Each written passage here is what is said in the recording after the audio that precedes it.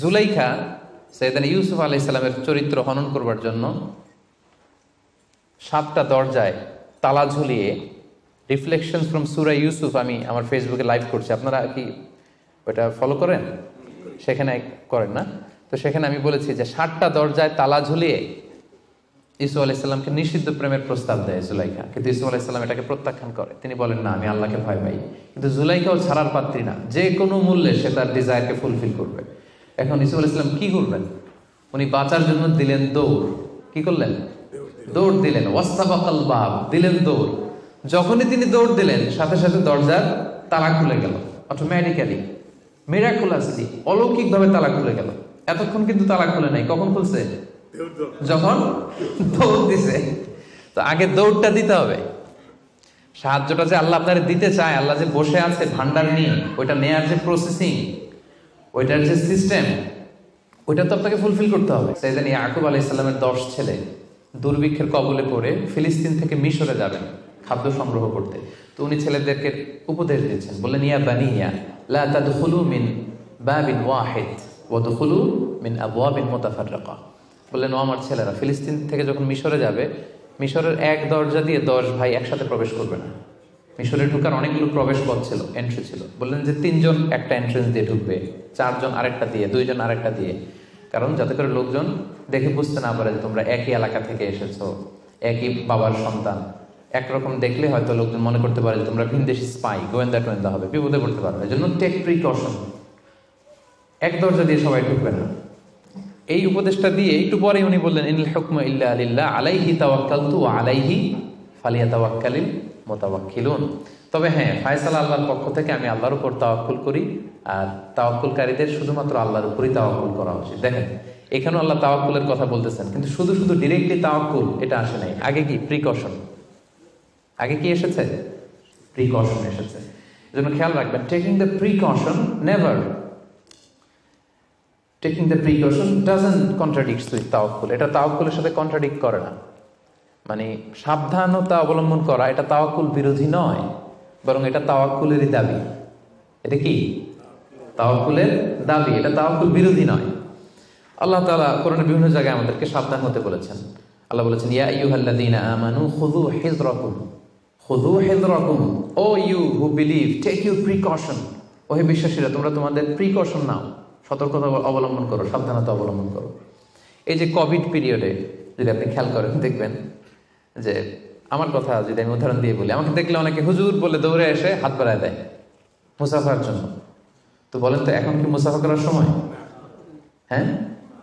তো আমি যেটা করি, আমি আমার হাতটা এই বুকে লাগাই, মানে আমাদের হার্ট তো এখানে, তো আমি বোঝাতে চাই যে আপনার স্থান আমার হৃদয়। তো এখন যেহেতু মহামারী, প্যান্ডামিক, এখন আমরা হাতটা হাতের সাথে না লাগাই। তো আমি বলি যে, ভাই এখন তো করোনা, এখন তো মুসাফা করা যাবে না, এইভাবে শুভেচ্ছা জানাই। তো উনি কি বলে জানেন? বলে, আরে হুজুর কিছু হবে না, আল্লাহ ভরসা, দেন তো দেন। উনি কিন্তু তাওয়াক্কুলই করছে, কিন্তু ভুল তাওয়াক্কুল করেছে। কারেক্ট তাওয়াক্কুল করেছি আমি, কারণ taking precaution doesn't contradict with তাওয়াক্কুল। সাবধানতা অবলম্বন করা এটা তাওয়াক্কুল বিরোধী নয়, বরং এটা তাওয়াক্কুলের দাবি। সো আমি জানি আমি আল্লাহর উপর তাওয়াক্কুল করেছি দেখে আমাকে বেশি সাবধান থাকতে হবে। কথা কি বুঝতে পেরেছেন? সো উনি যখন হাত বাড়ায়, আমি বলি, না ভাই, এখন তো করোনা পিরিয়ড, এখন হাতের সাথে হাত মেলানো যাবে না। তো অনেকে কষ্ট পায়, ভাবে যে হুজুর ভাবছে আমি মনে হয় করোনা আক্রান্ত। না, আমি এটা ভাবি নাই। এমনও হতে পারে যে আমি আক্রান্ত, আমি আপনাকে বাঁচাতে চাচ্ছি। হতে পারে যে আমি আমার হাতে এই কোভিড ভাইরাসকে ক্যারি করছি। হয়তো আমার সাথে মুসাফা করলে এতদিন সুস্থ ছিলেন, আজকে থেকে অসুস্থ হয়ে পড়বেন। তাহলে সম্মানিত ভাই এবং বোনেরা, 2 নম্বর পয়েন্ট হচ্ছে সতর্কতা অবলম্বন। এটা কখনোই তাওয়াক্কুল বিরোধী নয়, বরং সাবধানতা এবং সতর্কতা অবলম্বন এটা হচ্ছে তাওয়াক্কুলের দাবি। মনে থাকবে সবার? তাওয়াক্কুলের ব্যাপারে 3 নম্বর পয়েন্টস হচ্ছে, ইসলামে পাখিকে তাওয়াক্কুলের মডেল হিসেবে উপস্থাপন করা হয়েছে। Birds are the model of তাওয়াক্কুল ইন ইসলাম। পাখিকে ইসলাম তাওয়াক্কুলের মডেল হিসেবে আমাদের কাছে উপস্থাপন করেছে। এটা কিভাবে? একটা হাদিস শুনলে আপনারা বুঝতে পারবেন। আল্লাহর হাবিব সাল্লাল্লাহু আলাইহি ওয়াসাল্লাম বলেছেন, লাউ আন্নাকুম তাওয়াক্কালুনা আলাল্লাহি হাক্কা তাওয়াক্কুলিহি লা রাযাকাকুম কামা ইয়ারসুকুত তায়র তাগদু খিমাসান তারুহু বিতানা। আল্লাহর হাবিব সাল্লাল্লাহু আলাইহি ওয়াসাল্লাম ইরশাদ করেন যে, তোমরা যদি আল্লাহর উপর সঠিকভাবে তাওয়াক্কুল করতে পারো, তাহলে পাখিকে আল্লাহ যেভাবে রিজিকের ব্যবস্থা করেন, তোমাদের সবাইকে আল্লাহ ওইভাবে রিজিকের ব্যবস্থা করতেন। আর পাখি কি করে? তাগুদু খেমাসান, প্রতিদিন সকালে খালি পেটে বের হয়ে যায়।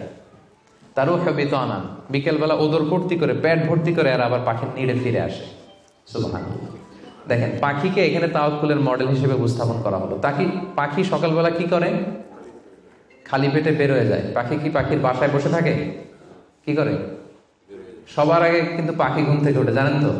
আমি হব সকালবেলার সবার আগে, কুসুম বাগে উঠবো আমি ডাকি।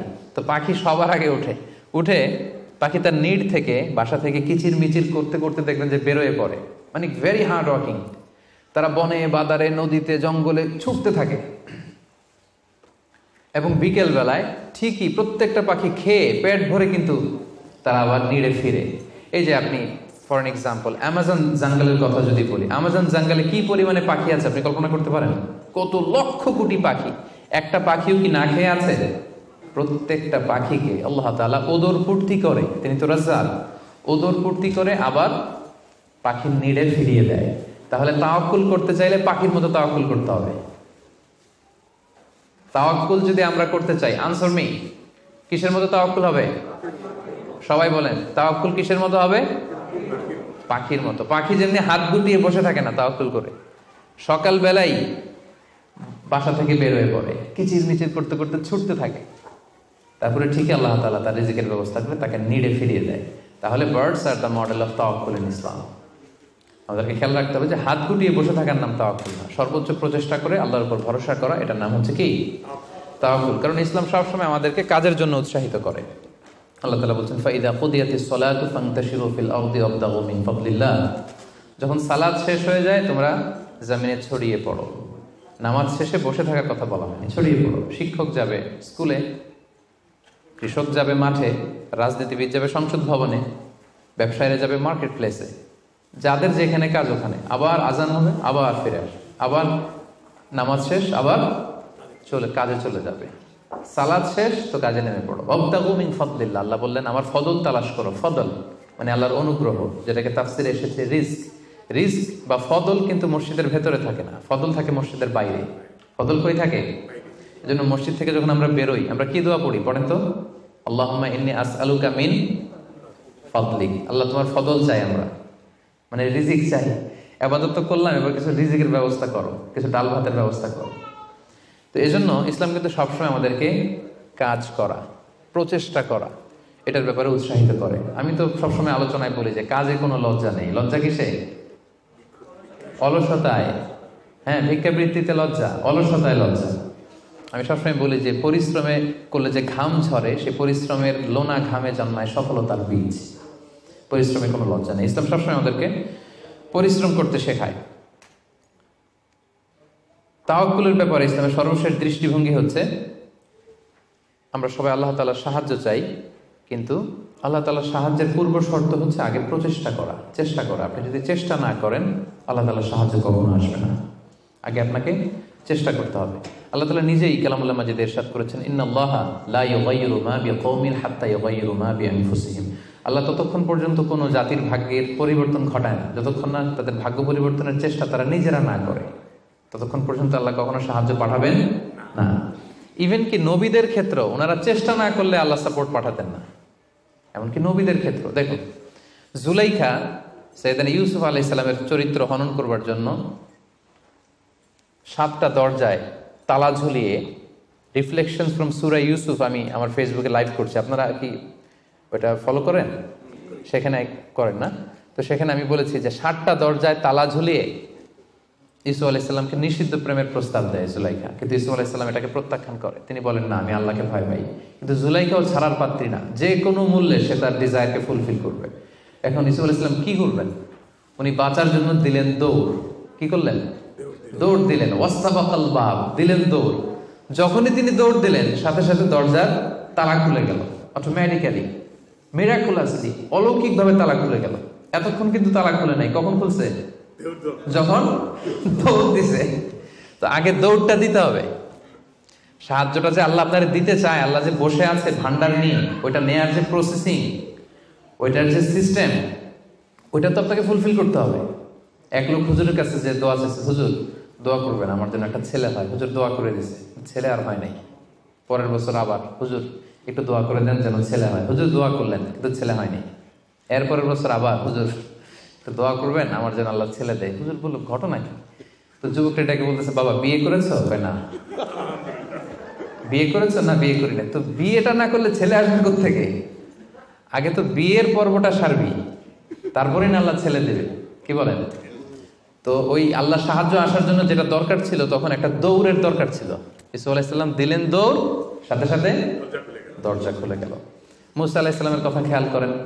ফেরাউন তার সৈন্য সামন্ত নিয়ে মুসা আলাইহিস সালাম এবং বনী ইসরাঈলকে ধাওয়া করলেন। ওনারা বাঁচার জন্য দৌড়ালেন। যেতে যেতে যেতে যেতে দেখলেন সামনে বিশাল লোহিত সাগর। এখন তো যাওয়ার আর জায়গা নেই, সাগরে ডুবতে হবে। মুসা আলাইহিস সালাম যেই কি দেখলেন যে সাগরের মাঝখানে বিশাল রাস্তা হয়ে গেছে, না হয়নি। আল্লাহ তাআলা মুসা আলাইহিস সালামকে বললেন, মুসা আনিদ্রিব বিআসাকা বাহর, তোমার লাঠি দিয়ে সাগরে একটা বাড়ি মারো। আচ্ছা, মুসা আলাইহিস সালাম লাঠি দিয়ে সাগরে বাড়ি না মারলে কি আল্লাহ রাস্তা বানাতে পারে না? পারে না? পারে। কিন্তু আল্লাহ চাচ্ছেন যে মুসা তার রোলটা প্লে করুক। আমার দেয়ার একটা সিস্টেম আছে, আমার সাপোর্ট এন্ড হেল্প দেয়ার একটা প্রসেস আছে। আনিদ্রিব বিআসাকাল বাহর, লাঠি দিয়ে সাগরে একটা বাড়ি মারো। উনি তাই করলেন, লাঠি দিয়ে সাগরে বাড়ি মারতে দেরি, মুহূর্তের মধ্যে বিশাল রাস্তা। তাহলে দেখেন যে আল্লাহর সাহায্য প্রাপ্তির প্রথম শর্ত হচ্ছে আপনাকে প্রচেষ্টা করতে হবে। মারিয়াম আলাইহিস সালাম, ওনার গর্ভে আল্লাহ স্বামী ছাড়া সন্তান দিলেন। কি নাম সে সন্তানের? বলেন। ঈসা আলাইহিস সালাম। তো সন্তান ভূমিষ্ঠ হওয়ার পরে উনি প্রচন্ড ক্লান্ত, শ্রান্ত, পেরেশান, প্রচন্ড ক্ষুধা। খেজুর গাছের নিচে বসেছিলেন, উপরে টসটসে খেজুর, প্রচন্ড ক্ষুধা। আল্লাহ বললেন ওয়া হুজ্জি, মারিয়ামকে বললেন, ক্লান্ত মারিয়ামকে, এইমাত্র বেবি ডেলিভারি হয়েছে, ওয়া হুজ্জি ইলাইকি বিজিযআইন নাখলাতি তুসাকিত আলাইকি রুতাবান জানিয়া। মারিয়াম একটু কষ্ট করে দাঁড়াও, দাঁড়িয়ে খেজুরের ডালটা ধরে একটু ঝাঁকুনি মারো, দেখবে যে টসটসে পাকা খেজুর নিচে পড়ছে। আল্লাহ চাইলে কি মারিয়াম এরকম টান না দিলে খেজুর নিচে ফেলতে পারেন না? পারেন। কিন্তু আল্লাহ চাচ্ছেন Maryam should play her role, সে যেন তার রোলটা প্লে করে, তারপরে আল্লাহ তাআলার সাহায্য আসবে। তো সম্মানিত ভাই এবং বোনেরা, তাওয়াক্কুলের জন্য পূর্ব শর্ত হচ্ছে আপনার প্রচেষ্টাটা জরুরি। আপনি যদি প্রচেষ্টা না করেন কখনোই আল্লাহ তাআলার সাহায্য আসবে। আমাদের অনেক ভাইরা আল্লাহর সাহায্যের অপেক্ষায় হাত পা গুটিয়ে বসে থাকে। তাদের না আছে তারা শত্রুর বিরুদ্ধে বিজয় চায়, তারা এই পৃথিবীতে জয় জয়কার চায়, কিন্তু না আছে তাদের বিজ্ঞানে উৎকর্ষতা, না আছে প্রযুক্তিতে উৎকর্ষতা, না আছে যুদ্ধের জন্য অস্ত্র শস্ত্রের উৎকর্ষতা, কোনো কিছুতে তাদের প্রিপারেশন নাই, গ্রুমিং নাই, কিন্তু তারা শত্রুদের বিরুদ্ধে শত্রুদের বিরুদ্ধে আল্লাহর সাহায্য চায়। আপনারা উত্তর দেন তো, আল্লাহ তাআলার সাহায্য পাওয়ার জন্য কি তারা উপযুক্ত হয়েছে? হয় নাই। You don't have the preparation, you don't have the grooming session, you don't have the effort and endeavour, so how do you get the help and support from Allah? কিভাবে পাবেন? আল্লাহর সিস্টেম তো এটা না। আপনাকে তো সর্বোচ্চ প্রচেষ্টাটা করতে হবে। তাহলে আমরা বুঝলাম, আমরা চেষ্টা না করলে আল্লাহর সাহায্য আসে না। আগে চেষ্টা করব, তারপরে তাওয়াক্কুল করব। আলোচনার এই পর্যন্ত আপনারা সবাই ক্লিয়ার না? একেবারে একদম ক্লিয়ার। আচ্ছা, এখন একেবারে শেষ পর্যায়ে আসছি। এখন আপনাদের কান দুইটা খরগোশের কানের মতো আর একটু খাড়া করে শুনতে হবে। সবচেয়ে ইম্পর্টেন্ট পয়েন্ট। একটা প্রশ্ন করতে চাই আপনাদের সবাইকে, সেটা হচ্ছে, বলেন তো এই পৃথিবীতে কোন ব্যক্তিটা সবচেয়ে বেশি আল্লাহ তাআলার উপর তাওয়াক্কুল করেছিল? হযরত মুহাম্মদ সাল্লাল্লাহু আলাইহি সাল্লাম। উনি বলেছেন। আর আপনাদের কোন উত্তর জানা আছে? এই পৃথিবীতে সবচেয়ে বেশি তাওয়াক্কুল আল্লাহ কে করেছে? আল্লাহর উপর ভরসা কে করেছে বলেন? আল্লাহর নবী মুহাম্মদ রাসূলুল্লাহ সাল্লাল্লাহু আলাইহি সাল্লাম। উনি ঠিকই বলেছেন, মাশাআল্লাহ ভাই সঠিক উত্তর দিয়েছেন। আল্লাহ রাসূল সাল্লাল্লাহু আলাইহি ওয়াসাল্লামের চেয়ে বেশি তাওয়াক্কুল কি এই পৃথিবীতে কেউ করতে পেরেছে? আপনাদের কনফিউশন দূর হওয়ার আগ পর্যন্ত আমি সামনে যেতে পারবো না। আমাকে উত্তর দিতে হবে যে এই পৃথিবীতে আল্লাহ রাসূল সাল্লাল্লাহু আলাইহি সাল্লামের চেয়ে বেশি কি কেউ তাওয়াক্কুল করতে পেরেছে আল্লাহর উপর? এই পৃথিবীতে সবচাইতে বেশি আল্লাহর উপর ভরসা রেখেছিল কে? আল্লাহ রাসূল সাল্লাল্লাহু আলাইহি সাল্লাম। তাহলে আসেন দেখি উনার তাওয়াক্কুল করার প্রসেসটা কি, উনি কিভাবে তাওয়াক্কুল করতেন। এটা দেখলেই তো আমরা ক্লিয়ার হয়ে যাব, তাই তো? উদাহরণ হিসেবে আমরা আল্লাহ রাসূল সাল্লাল্লাহু আলাইহি ওয়াসাল্লামের হিজরতের ঘটনাটা টানতে পারি। আপনারা একটু খেয়াল করবেন। আল্লাহ রাসূল সাল্লাল্লাহু আলাইহি ওয়াসাল্লামকে যখন মক্কায় হত্যা করার ষড়যন্ত্র করা হলো, আল্লাহ তাআলা বিষ্ণু সাল্লাল্লাহু আলাইহি ওয়াসাল্লামকে জানালেন যে মুহাম্মদ, এখন তোমাকে you have to migrate to Medina. মক্কাতে আর থাকা যাবে না, আর থাকা যাবে না, মদিনাতে হিজরত করো। হিজরত করতে যে ওনার তাওয়াক্কুল করার প্রসেসটাকে আমরা একটু দেখি, উনি কি করেছেন। আল্লাহ রাসূল সাল্লাল্লাহু আলাইহি ওয়াসাল্লাম হিজরতের অনেক মাস আগে সাইয়েদনা আবু বকর রাদিয়াল্লাহু তাআলা আনহুকে বলেছিলেন যে হয়তো মক্কায় আমার আর থাকা হবে না, মাতৃভূমি ছাড়তে হবে, তবে কোথায় হিজরত করবো আমি জানি না, সঙ্গী হিসেবে আবু বকর আমি আপনাকে চাই, আমি আপনাকে আমার সাথে চাই। তখন থেকে আবু বকর রাদিয়াল্লাহু তাআলা আনহু প্রস্তুতি নিয়ে আছে যে তিনি রাসূল সাল্লাল্লাহু আলাইহি ওয়াসাল্লামের সাথে যাবেন। রাসূল সাল্লাল্লাহু আলাইহি ওয়াসাল্লাম যখন ইমিডিয়েট অর্ডার আসলো আসমান থেকে যে আর মক্কায় একদিনও না, মাইগ্রেট টু মদিনা, রাসূল সাল্লাল্লাহু আলাইহি ওয়াসাল্লাম খুব দুপুর বেলায় এই ওহীটা, এই সিক্রেট মেসেজটা সাইয়েদনা আবু বকর রাদিয়াল্লাহু তাআলা আনহুকে জানাতে গেলেন। কখন গেলেন? দুপুর বেলায়, ওয়াক্তা যাহিরা, যে সময় আরবে মক্কায় কেউ ঘর থেকে বেরোয় না, 45 ডিগ্রি সেলসিয়াস, 50 ডিগ্রি সেলসিয়াস, প্রচন্ড তাপমাত্রা, কেউ বেরোয় না তখন। রাসূল সাল্লাল্লাহু আলাইহি ওয়াসাল্লাম নিজেও বেরোতেন না ওই টাইমে, বিশ্রাম করতেন ঘরে বসে। কাফেররাও ওই টাইমে বিশ্রাম করে, সবাই বিশ্রাম করে। প্রচন্ড রোদের তাপদাহ যখন মক্কায় চলে তখন তিনি বেরোতেন না, কিন্তু ওই দিন বেরোলেন। ওই দিন প্রচন্ড রৌদ্র উপেক্ষা করে তিনি বেরোলেন। পাশাপাশি রাসূল সাল্লাল্লাহু আলাইহি ওয়াসাল্লাম মুখে কখনো মাস্ক ইউজ করতেন না, মুখ ঢেকে রাখতেন না আর কি, ওই দিন ইউজ করলেন। সুবহানাল্লাহ পড়বেন না? ওই দিন তিনি চেহারা ঢেকে বেরোলেন যাতে কেউ ওনাকে না চিনে, এমন টাইমে বেরোলেন যাতে কেউ ওনাকে না দেখে। আবু বকর রাদিয়াল্লাহু তাআলার কাছে যেয়ে বললেন, আজকে রাতেই, বেশি কথা না, আজকে রাতেই বেরোবো। ঠিকই বেরোলেন, রাতে বেরোলেন, রাতের অন্ধকারে। মক্কা থেকে মদিনা হচ্ছে আপ অন নর্থ, উত্তরে, কিন্তু রাসূল সাল্লাল্লাহু আলাইহি ওয়াসাল্লাম উত্তর দিকে না যেয়ে দক্ষিণ দিকে গেলেন। এটা রাসূল সাল্লাল্লাহু আলাইহি ওয়াসাল্লামের একটা স্ট্র্যাটেজি ছিল, কখনো লোকেশন শেয়ার করতেন না, ডিরেকশন শেয়ার করতেন না। লেটস সে খায়বারে অ্যাটাক করবেন, খায়বার এদিকে, উনি মদিনা থেকে বেরোতেন এদিকে 3-4 কিলোমিটার যাওয়ার পর এরপরে ঘুরে তারপরে তিনি খায়বারের দিকে যেতেন, যাতে করে আশেপাশে শত্রুরা, ইহুদিরা কেউ আন্দাজও করতে না পারে উনি কোন ডিরেকশনে যাচ্ছেন। সুবহানাল্লাহ। উনি হিজরত করবেন মদিনায় উত্তরে, উনি মক্কা থেকে বেরোলেন কোন দিকে? টোটালি অপোজিট, দক্ষিণে বেরোয় গারে সাউর নামে একটা গুহা আছে, সেখানে 3 দিন স্টে করলেন। কয়দিন? তাহলে সম্মানিত ভাই বোনেরা দেখেন ওনার তাওয়াক্কুলের প্রসেস কি। উনি দুপুরে বেরোলেন গরমে, যাতে লোকজন না থাকে রাস্তায়। উনি মাস্ক পরে বেরোলেন, মানে মুখটা রুমাল দিয়ে ঢেকে বেরোলেন যাতে ওনার চেহারা কেউ না চেনে। উনি দিনে হিজরত করলেন না, উনি রাতে হিজরত করলেন। উনি যাবেন একদিকে, বেরোলেন আরেক দিকে। চিন্তা করেছেন আল্লাহ রাসূল সাল্লাল্লাহু আলাইহি ওয়াসাল্লামের তাওয়াক্কুলের কথা? চিন্তা করেছেন? যিনি আল্লাহর উপর সবচেয়ে বেশি তাওয়াক্কুল করেন, তিনিও প্রচেষ্টা ছাড়া, কখনো চেষ্টা করা ছাড়া নিজের ভাগ্য আল্লাহর হাতে ছেড়ে দিতেন না। আমাদের মতো যা করে আল্লাহ ভরসা, যা করে আল্লাহ, এটা করতেন না তিনি। উনার সাধ্যের সর্বোচ্চ টুকুন উনি চেষ্টা করতেন। রাতের বেলায় বেরিয়েছেন। আমরা হলে টিপিক্যাল মোতাওয়াক্কিল, আমরা কি করতাম? আমরা বলতাম আমরা দিনের বেলা বেরোবো কাফেরের সামনে দিয়ে, দেখি কার শক্তি বেশি, কাফেরের শক্তি বেশি না আল্লাহর শক্তি বেশি। আমরা এরকম আবেগঘন কথা বলি না, দেখি কার শক্তি বেশি, আমি আল্লাহর রাসূল, আমার কিভাবে ঠেকায়, দিনের বেলা বেরোবো সবার সামনে, দেখি শক্তি কার বেশি, আজকে প্রমাণিত হয়ে যাবে আল্লাহ বড় না কাফেররা বড়। এরকম আবেগী বুলি ছেড়েছিলেন তিনি। ওনার সাধ্যের, ওনার ইন্টেলেক্টের, ওনার বুদ্ধি বিবেচনার, ওনার পলিটিক্যাল কোয়ালিটির সর্বোচ্চ টুকুন তিনি অ্যানালাইসিস করে সর্বোচ্চ টুকুন করেছেন। তারপরে তিনি আল্লাহর উপর তাওয়াক্কুল করেছেন। এবার আরেকটা প্রশ্ন করবো, বলেন তো এই হিজরতের সময় রাসূল সাল্লাল্লাহু আলাইহি ওয়াসাল্লামের সাথী কে ছিল? সবাই বলেন আবু বকর রাদিয়াল্লাহু তাআলা আনহু। হ্যাঁ, আপনাদের উত্তর সঠিক হয়েছে। এবার দেখি উনি কিভাবে তাওয়াক্কুল করলেন এই ইনফরমেশন পেয়ে। উনি যখন শুনলেন রাসূল সাল্লাল্লাহু আলাইহি ওয়াসাল্লাম আজকে রাতেই বেরোবে, সাথে সাথে ওনার অ্যাক্টিভিটি শুরু করে দিলেন। কি অ্যাক্টিভিটি শুরু করলেন? ওনার ছোট্ট ছেলের নাম আব্দুল্লাহ, অনেকেই জানে না এটা, আব্দুল্লাহ ইবনে আবু বকর। আব্দুল্লাহকে ডেকে বললেন, আব্দুল্লাহ, আমরা আজ রাতে রাসূল সাল্লাল্লাহু আলাইহি ওয়াসাল্লামকে নিয়ে হিজরতের জন্য গারে সাউরে 3 দিন থাকবো। কয়দিন? 3 দিন। তুমি ছোট্ট মানুষ, তুমি প্রতিদিন এই 3 দিন সকালে মদিনার মার্কেট প্লেসগুলোতে ঘুরে ঘুরে দেখবা যে কাফেরদের রিঅ্যাকশনটা কি, আমরা যে বের হয়ে গেছি মক্কা থেকে, what they say about us, কি বলে। আর প্রতিদিন একটা নির্দিষ্ট টাইমে আমাদের জন্য খাবার প্যাকেট করে নিয়ে গারে সাউরে দিয়ে আসবা। ফার্স্ট ফ্যাক্টর অথেন্টিকেশন দেখেন, 1 নম্বর।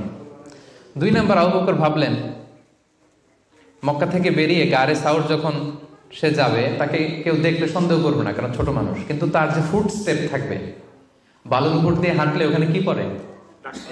ফুট স্টেপ পড়ে না, পায়ের চিহ্ন পড়ে না। উনি ভাবলেন যে তার যে ফুট স্টেপ, ছোট বাচ্চার ফুট স্টেপ, আমাদের খুঁজতে খুঁজতে কেউ যদি আব্দুল্লাহর পায়ের ছাপ, ফুট স্টেপ ফলো করে, সিম্পলি ওইটা ধরে আমাদের গারে সাউরে চলে আসবে, তাই না? উনি যেটা করলেন, ওনার একজন মেষ পালক ছিল, তার নাম হচ্ছে আমির ইবনে ফুহায়রা।